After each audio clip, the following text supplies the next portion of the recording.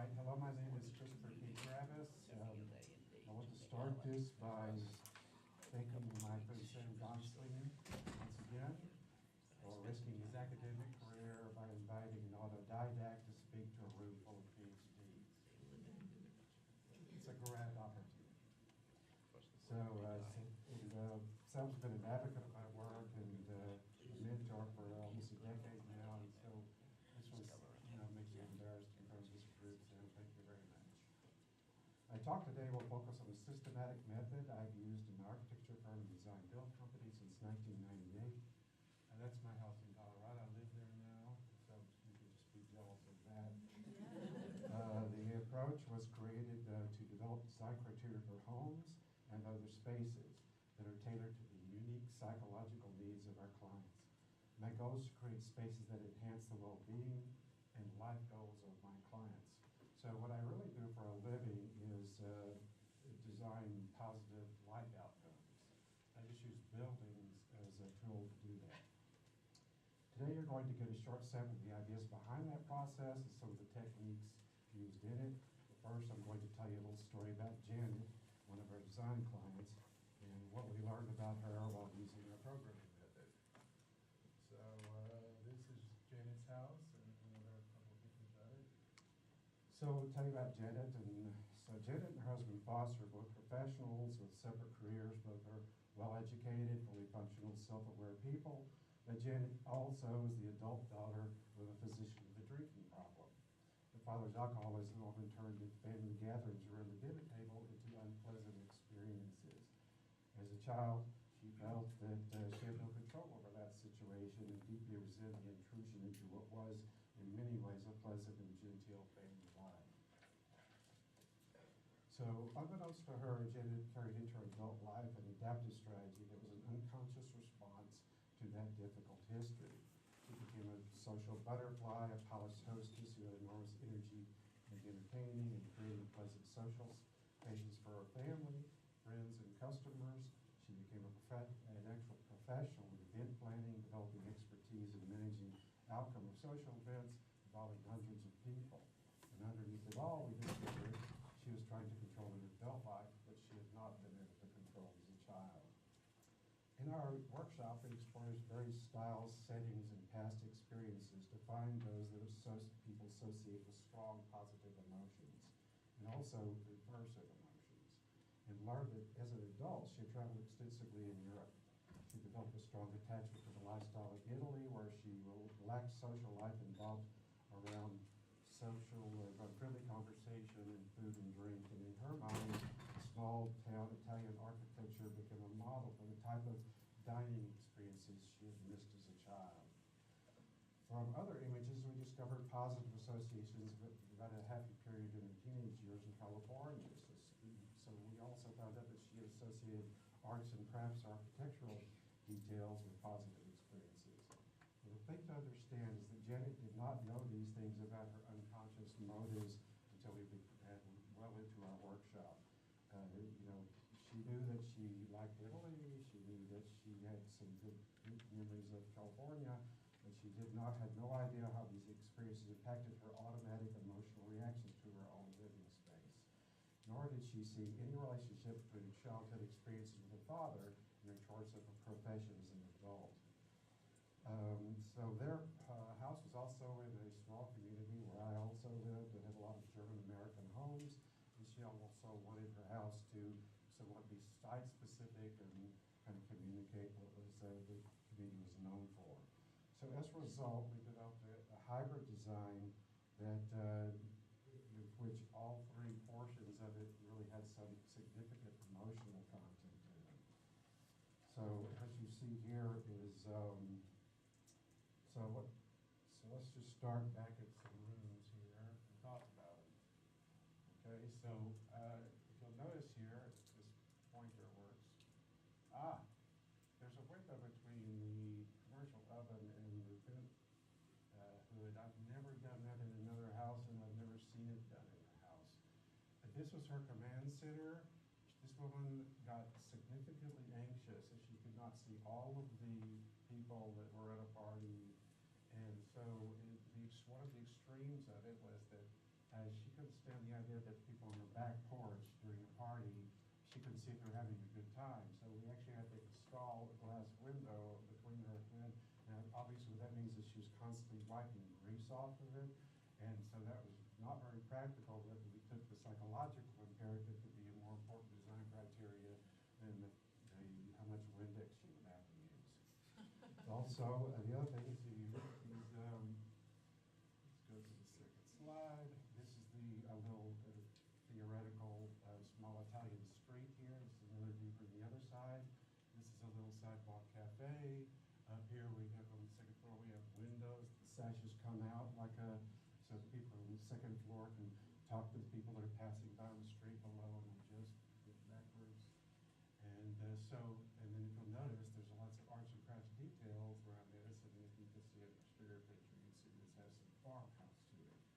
So a lot of what we do is architecture like that, because what happens is we essentially prioritize in many cases the individualized psychological needs of the client over, in some cases, the continuity of the actual aesthetics of the design. So let's move on. All right. There we go. So what is the experience of being at home? That's a central question for us. Most of our architecture is residential. So what we're trying to do is create that for people. The truth is there's lots of people in the world have very nice houses and don't feel at home. So we're trying to actually create that context for people.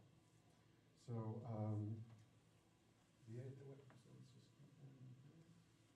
Here's what we're going to divide it. So a complex, this is how we think of that. It's a complex suite of affective and aversive psychological environmental associations, basically your associations in your brain, primarily in your unconscious memory of past environments, both genetic and developmental. So not just only your childhood, but also your genetic temperament.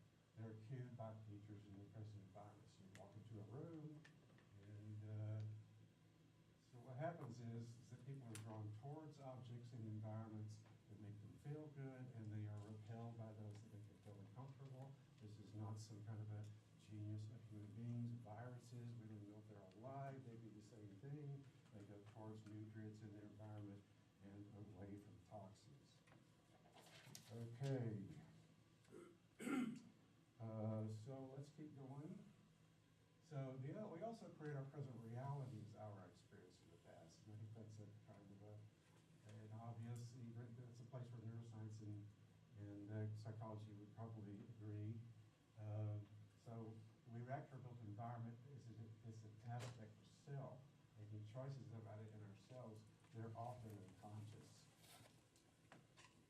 Our current emotional response to an immediate device is an artifact of past emotional experiences in similar environments, particularly in the intimate space we call home.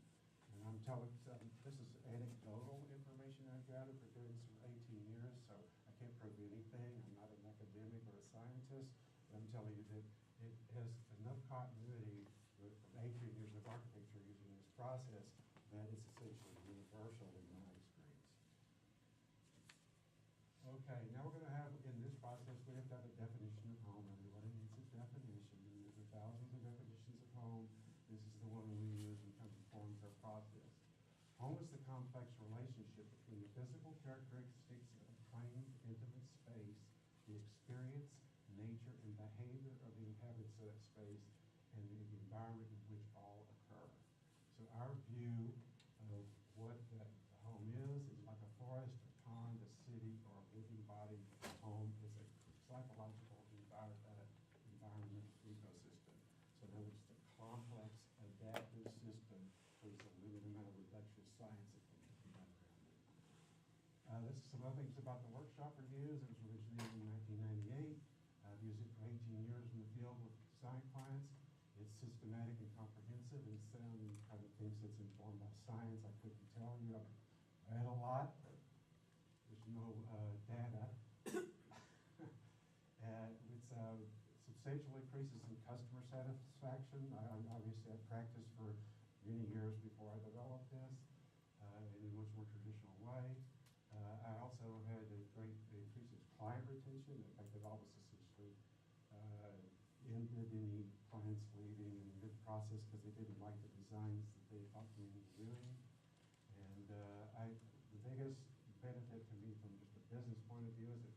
actually reduced on average my production costs by about 30%. I just got out of the cycle of redesigning because of garbage in, garbage out criteria that I got from the clients. Clients reported long-term satisfaction in terms of the objective, the psychological fitting for the environment. So here's some part of the structure and process. The workshop and the nature of the approach is explained and benefits presented during the initial really sales call. And actually, yeah, I found that it's one of the things I was afraid of is this way too woo-woo. I was working in rural Texas with Republicans, okay? So, and what actually happened is it became a great sales tool because it's very intuitive to clients that you're actually trying to design what their life is like after they build it, not the building. Second thing is each decision maker completes their own version.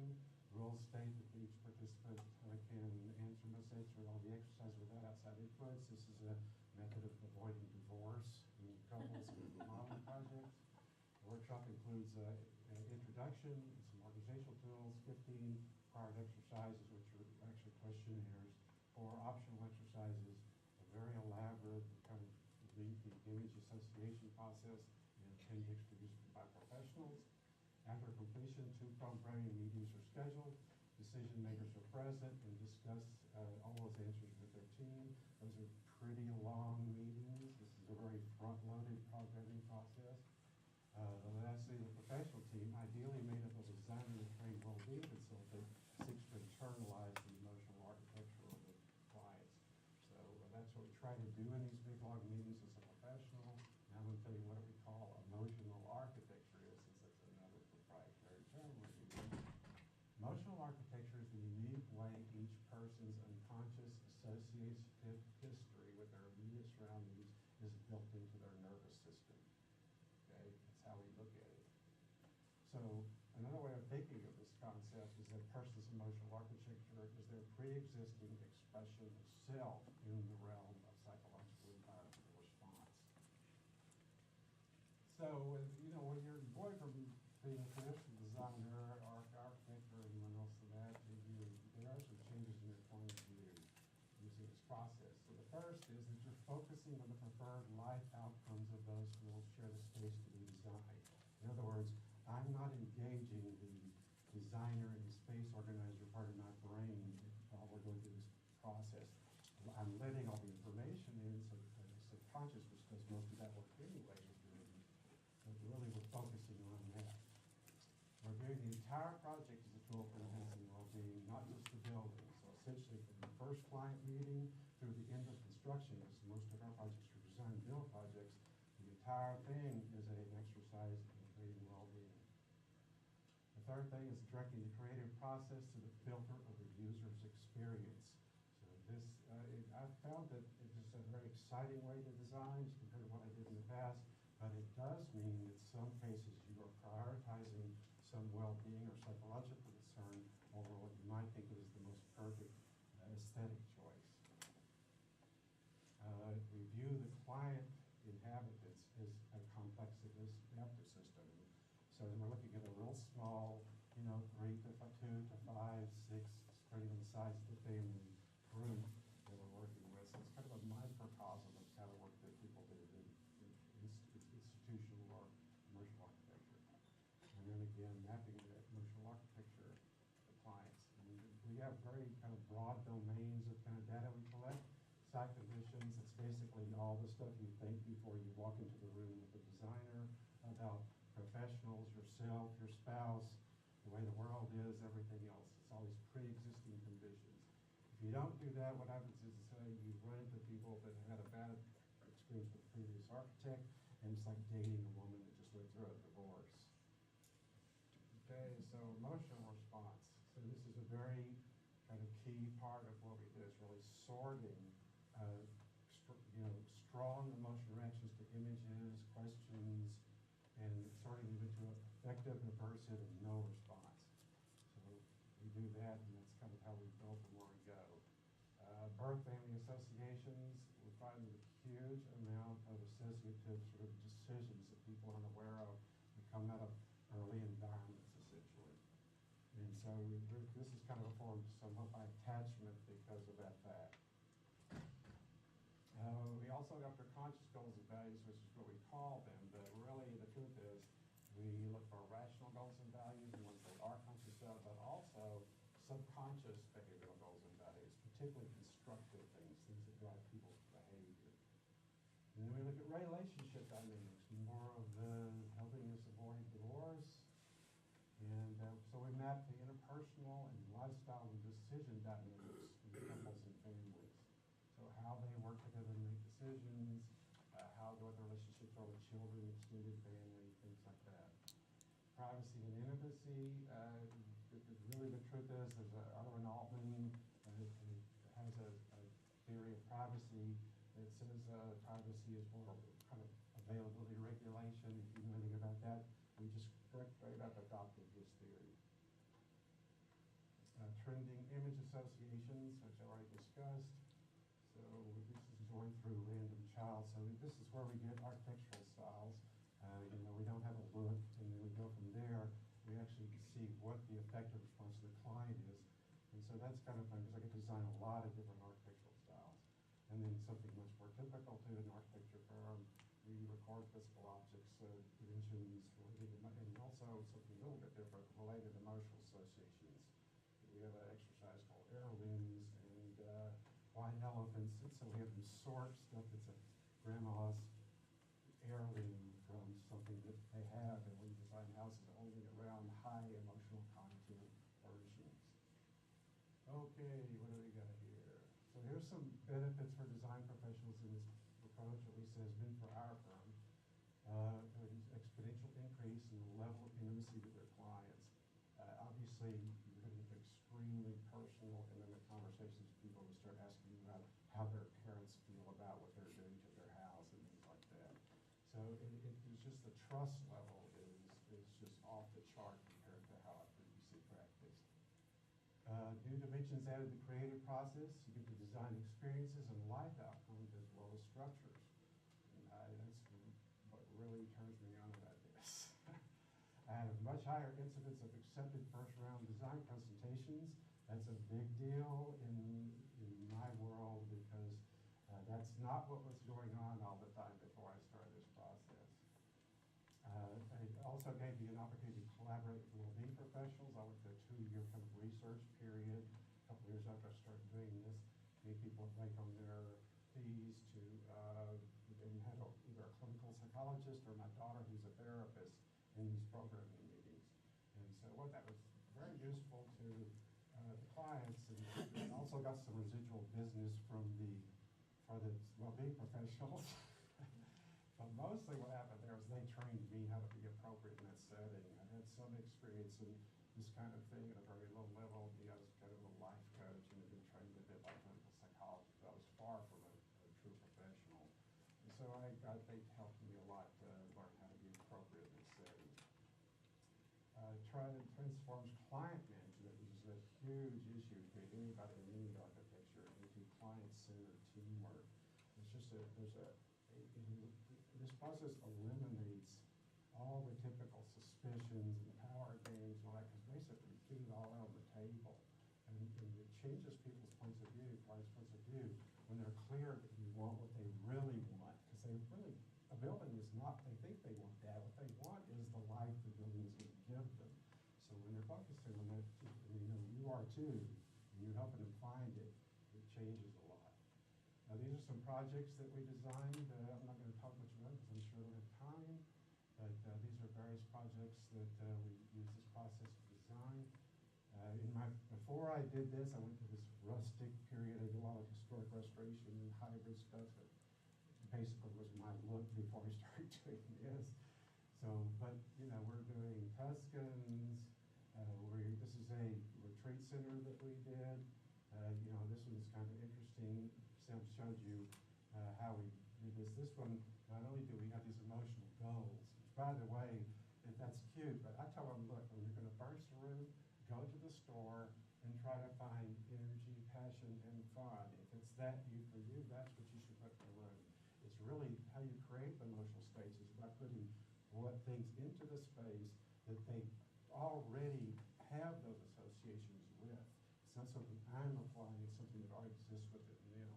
And then this, because it's religious space, I asked the minister to actually give us sections of scripture that define that particular space in that belief system. So this is how we would kind of accumulate it. There's quite a number of things they chose to be the emotional experience of the space. And then this sort of describes it, that there's an altar with a fountain with water that didn't flow through all the prayer areas. So it's kind of Jacob's well. And then this is what Jesus has to say about that space. This is another hybrid house, a model version, a couple of pictures of it. It has kind of this, farmhouse feel exterior on the outside, but it's much more contemporary on the inside. So the main thing I'm showing you here is that there's a great diversity of architectural styles. These people spend, as engineers, spend a great amount of time in Bali professionally, and so their strongest association is with that kind of architecture. So here in the middle of a bunch of cedar trees in South Texas is this sort of Polynesian formed house. These are some more pictures of that. And more, put a little renderings of that. And again, each of these stories has a myriad of psychological details. It's just this timing. I can't really share them with you. But this is another with different, because people do want different things in different places, probably because I should be giving them the big five, but this lady wanted seclusion, they wanted love and relaxation space. So that's the idea is to get everyone on the team, including the client, intent upon creating that emotional outcome for the people who live there. This is another one. These people were from Louisiana. They had a huge association with Creole architecture. They were moving to a new area where they didn't have that culture, and so a great deal was thought from that. And these are just more showing you different. All right, so that's it. That's the contact information. Do you have any questions?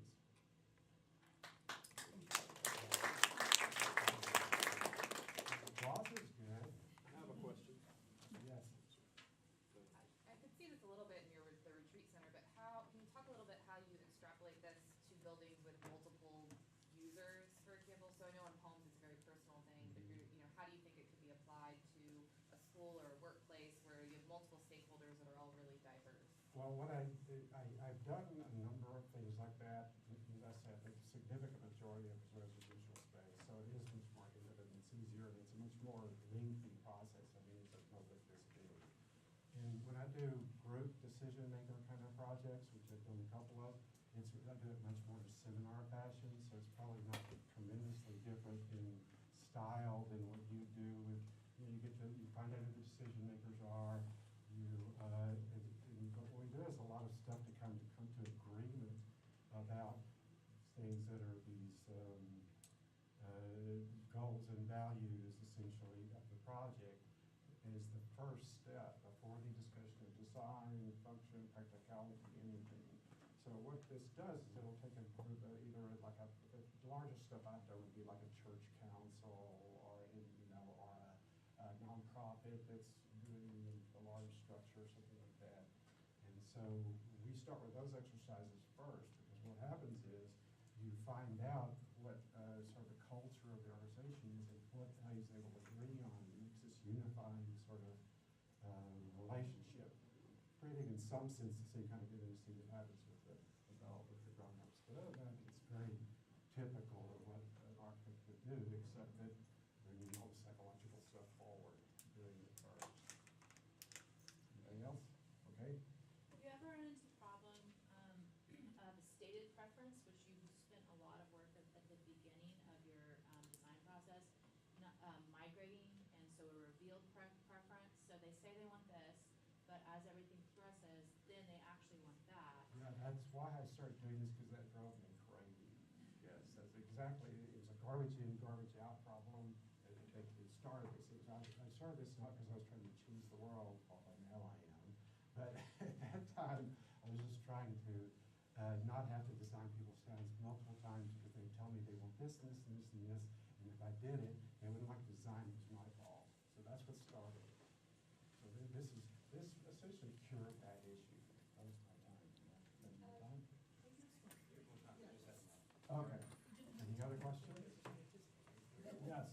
When you do something like the house that was incorporating aspects of Balinese architecture, is the decision as to what features to incorporate part of the process in some explicit way? Yeah, we use so many images in this process. There's a lot of questionnaires that go back to other issues, other motives they might have or whatever, but large portions of we use big databases of images, and basically what we do is just vocal tone, and we show these images in no sequence here, like sort of a whole set of rooms of the same type and extremely different architectural styles. And we just record how their emotional response is. In fact, if we only record, I said, we're going to do this. They go, ooh, like that. Okay, so if you get a ooh, that's something we write down that we know is very likely to make it into the program. Okay, and the other thing would be, oh, I hate that. That's also important because what you're trying to do essentially is break this into two piles of blocks. This is all the stuff they can't stand. This is all the stuff they just got to have. And those things rarely are in error. What they tell you, I've had people tell me, I went to a colonial house and you show them pictures, it was totally different. So I just got where I wouldn't take their word for anything. And they lie too. They tell you all this stuff about how they live. So we also tour their homes to see more about what they really do. So that's what this really initially was about, was getting kind of all the garbage out so that we can actually get some real emotional experience in and then work around that. Yes? It seems it's a great process. I can see how it really would interact with the people actually inhabit it. As a designer, you give a lot of power to your client. So what do you control as a designer? They don't put all the pieces together. I mean, this is kind of like what I do is the whole purpose of the process is to dissect their automatic emotional response. Primarily, it's a conscious automatic response. And such that we kind of have a sense of what's already in them. That's what I mean by emotional architectures. It's how are you already built? How's it kind of already built to respond? So we're not trying to create an experience, we're trying to recreate constructive experiences. And then also because it's set in this sort of well-being oriented context, they understand the goals and what I'm trying to do. I'm telling them I'm going to do this. So they're kind of on board when we talk about a great number of more intimate things. And then I don't allow them to, it's also done in idealized process in the beginning. And so it's like your dream home that you can have anything you want. And what that's about is cutting out all the editing that's related to cost, to, style, to, basically how courageous they are as a person, because a lot of people will look at it and think they're not worth something. That's really awesome, I love that, but I'm not worth it, or it costs too much. And so that's another way that clients misrepresent their true goals in a situation. So those are the things we do about it. Anybody else? Yes. You have time? Oh, just one more. Yeah. Okay, the last one. Do you take into account like the site, the community, the local vernacular, when you design? So if somebody wants a house that really doesn't fit in your neighborhood. Yeah, absolutely. So far I've never had a client that really wanted to be a complete oddball. When people watch back and tell us, just tell them how wonderful they are, just like Sam is, or to show their station in class in life, or to hide in, it's the same things they want in a personality test, especially something like the Big Five. It's kind of, and I agree with them that if once you go through that, they will represent, people want to belong. People don't, so I've just never had that come up. Now, would I correct it? I would certainly give them my strong advice. So it doesn't really change anything except how good is the information I have to use for the design. still do the same job essentially, it's just more like I add something to it. Just have this intention to produce, you know, and actual experiences for them in their home. And it's a lot more detail to it, but I'll move on and let Sally, who's a lot smarter than me, talk to me without taking her cost.